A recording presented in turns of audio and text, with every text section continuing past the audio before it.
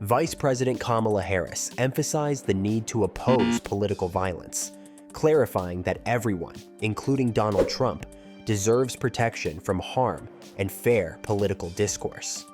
The vice president stressed that the American public must be informed about the perceived dangers of Trump's leadership based on statements by high-ranking officials.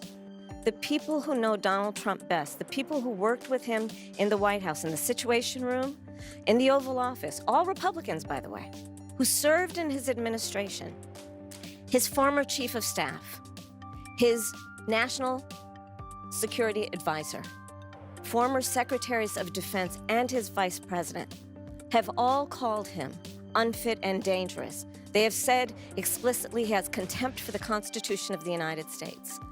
They have said he should never again serve as president of the United States. We know that is why Mike Pence is not running with him again, why the job was empty. And then today we learned that John Kelly, a 4-star Marine general, who was his longest-serving chief of staff, gave an interview recently in the last 2 weeks of this election, talking about how dangerous Donald Trump is. And I think one has to think about, why would someone who served with him, who is not political, a 4-star Marine general, why is he telling the American people now? And frankly, I think of it as he's just putting out a 911 call to the American people. Understand what could happen if Donald Trump were back in the White House.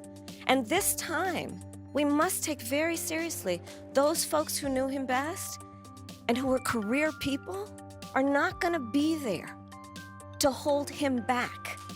At least before, there were folks who we know what he would say, but they would restrain him. Imagine now Donald Trump in the Oval Office, in the Situation Room.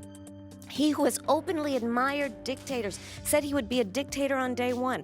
The former chairman of the Joint Chiefs of Staff has said he is a fascist to the core. So I think that when the American people reflect, especially those who are undecided, on who you should listen to, don't take my word for it. In fact, go online and listen to John Kelly, his voice. Harris reiterated concerns raised by former Trump allies, including General John Kelly, who criticized Trump as a threat to American democracy. Senate Minority Leader Mitch McConnell and House Speaker Mike Johnson urged Harris to stop using terms like fascist against Trump, citing security risks.